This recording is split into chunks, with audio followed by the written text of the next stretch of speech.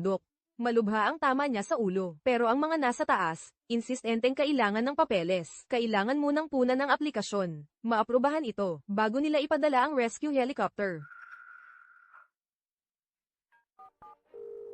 Hello. Ito si Sofia Reyes, mula sa Surgical Wing ng Ospital General ng Awa. May kritikal na pasyente kami sa Timog Bundok. Ano ang ibig mong sabihin na hindi kayo makakapagpadala ng helicopter? Ano ang nangyayari? Ari ng estado ang helicopter. Hindi basta-basta ito maipapadala sa isang tawag lang. Dapat sumunod sa tamang proseso ang pag-deploy. Hindi, sandali. Hello. Hindi pupunta. Hindi pwede. Ginawa na ni Dr. Reyes ang lahat pero ayaw nilang magpadala ng helicopter. Teka, ang garahe, wala bang ambulansya?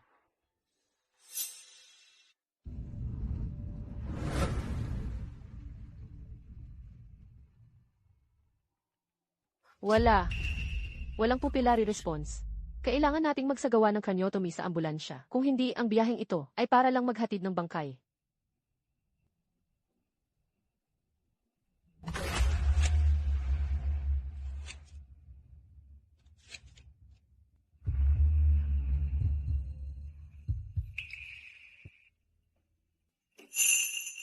Relax ka lang. Kaya mo ito.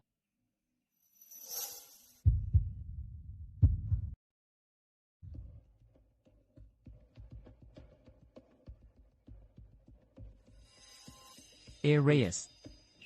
Huwag kang mawala sa akin. Alam kong kaya mo. Narinig mo ba? Si Dr. Reyes mula sa ang nagligtas kay Ginoong Tan mula sa Ilog Likuan Chamber of Commerce.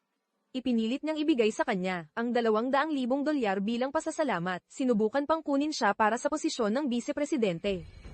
Oo, narinig ko rin yan. Natatakot na masyado ang chairman na umalis siya. Nag-uusap pa nga sila tungkol sa pagbibigay sa kanya ng shares. Buisit. Anong karapatan niya? Tigil na sa pag-uusap tungkol dyan.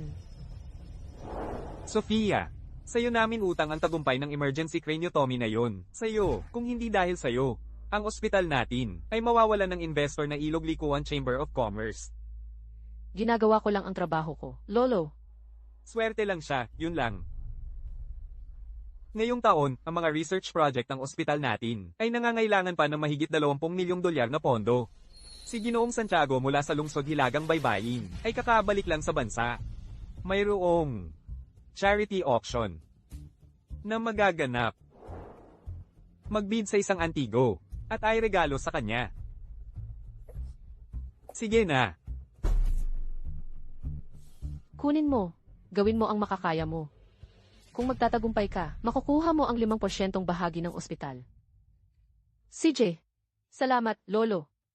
Kung makukuha ko ang 5% bahaging iyon, magkakaroon ako ng sapat na pera para kumuha ng mga internasyonal na espesyalista para kay Lola. Matutulungan ko rin ang pamilya Santiago sa krisis nila. Ito ang paraan ko para magbayad ng utang na loob kay Lolo. Sa pagtulong niya sa pamilya namin noong kami nahihirapan.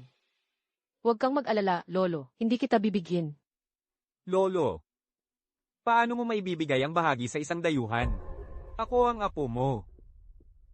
Si Sofia ang asawa mo. Hindi siya dayuhan.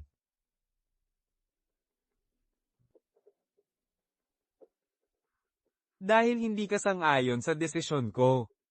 Patunayan mo ang sarili mo, sa akin. Kayong dalawa, sino man sa inyo ang magtagumpay, ang siyang makakakuha ng 5% bahagi. Makukuha ko ang partnership na ito.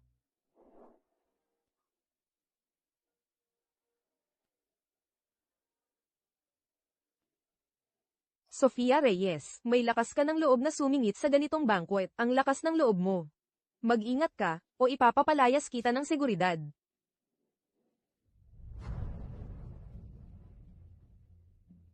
Inimbita ako ng maayos. Hindi tulad ng iba, na kailangan ng lalaki para makapasok. Sofia, naiinggit ka lang. Mahiya ka naman. Iwanan mo na lang si Ethan. Si Chloe ang tunay niyang pag-ibig. Kahit napilitin mo siya ng pilit, hindi magiging maganda ang kahihinatnan mo. Haharapin ko ang mapait na bunga. Hindi tulad ng iba, na naghintay ng matagal, ngunit hanggang ngayon ay maninira ng pamilya pa rin. Mahal. Tinawag akong maninira ng pamilya ni Sofia. Hindi maninira ng pamilya si Chloe. Ethan de la Cruz. Bakit hindi tayo pumunta sa korte ngayon din? At tingnan kung sino ang tunay na maninira. Kung hindi dahil sa pilit sa akin ni Lolo noon, akala mo ba pakakasalan kita? Si Chloe ang nagligtas sa buhay ko noon. Ikaw ang pumalit sa kanya.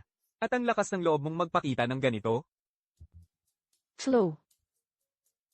Kaya, ikaw nga talaga ang nagligtas kay Ethan noon. Medyo curious talaga ako. Paano mo nagawa yun? Ako. Nakalimutan mo na? Baka naman, o baka hindi naman talaga ikaw ang nagligtas sa kanya? Tungkol naman sa katotohanan, alam na alam natin yon. Tigilan mo ang paghahasik ng pagtatalo. Ethan de la Cruz. Kung malabo ang mata mo, patingin mo. Huwag kang maghintay ng sele. Kawawa ka naman. Mahal. Huwag kang padalos-dalos. Hindi ba sinabi sa iyo ni Lolo na hanapin si Ginoong Santiago para sa sponsorship ng ospital natin? Mag-focus tayo sa dapat gawin. Huwag kang pa-distract sa kanya.